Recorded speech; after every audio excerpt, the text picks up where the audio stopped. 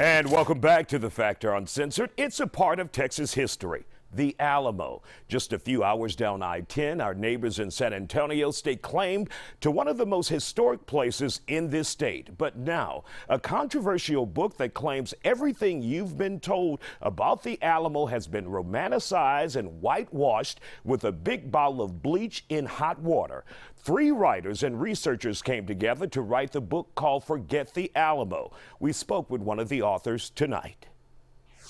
And joining us now here on The Factor Uncensored is one of the authors of the book, Forget the Alamo, Bryan Burrough. Bryan, glad to have you on The Factor Uncensored. For those who have been told what happened at the Alamo, your book basically goes into the facts and take a look at what actually happened back there. And it's not such a rosy picture for Texas, right? Well, it is certainly a different picture than the legend we've all been taught that we've grown up believing. And really, all we're asking is for people to come along with us and explore the actual Alamo, the historical Alamo, the Alamo as it actually happened, the revolt as it actually happened, rather than the Alamo of the legend.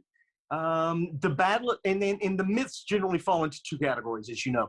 The question of why everyone was fighting at the Alamo, and then the questions about the battle and siege itself. And there's an awful lot to discuss in both realms. Now, let's start with why they were fighting. First of all, what we have been told and what you have been able to find through historical documents and your research. Well, what we've all been taught in 7th grade, of course, is that the Texans were fighting for their freedom from oppression by the dastardly Mexican dictator Santa Anna. This, as 30 years of good academic work has conclusively shown, is pretty much a bunch of hooey.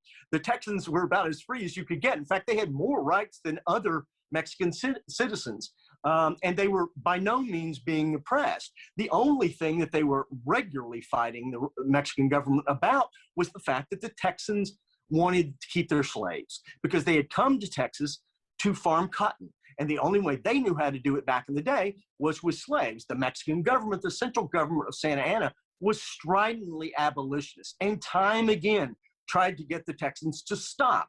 And the father of Texas, Stephen F. Austin, spent years going down to Mexico City and dealing with the bureaucracy, trying to get the slaves. Every time Mexico would make a threat, people in Texas started to pack up. Eventually, they got so tired, they put away their suitcases and picked up their guns.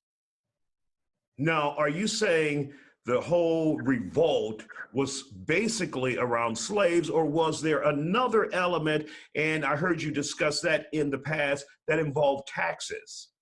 Well, the trigger of it, look, let's stipulate that every revolution has a triggering thing and an underlying thing. If you don't believe in the underlying causes, you end up believing the American Revolution was about tea.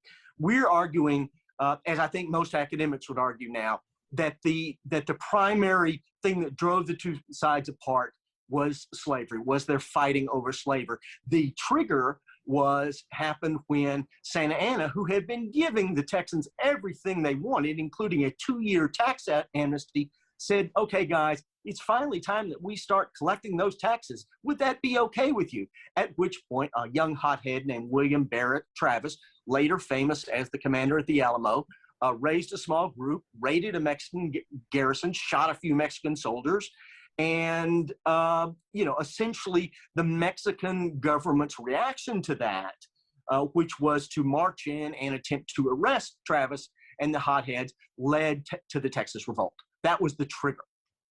Now, when we take a look, there are other aspects in your book and how the history of the Alamo has been treated and is being treated right now in the state of Texas. And you had some fascinating information about the legislature and how they want the fantasy history of the Alamo to stay in place. And there are threats in place to universities that would challenge that.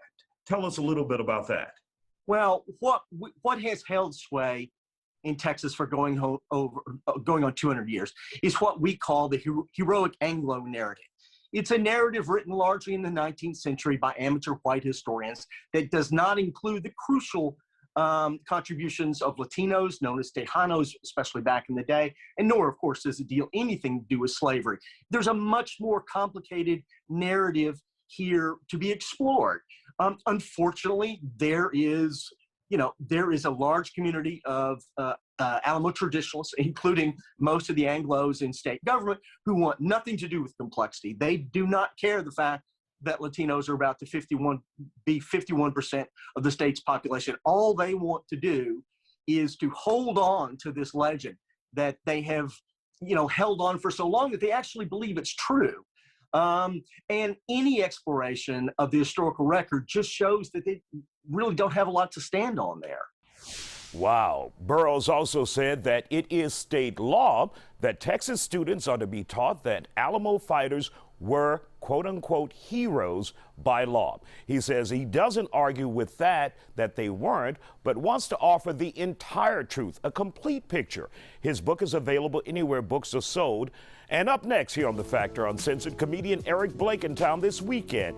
We'll talk with him next on The Factor.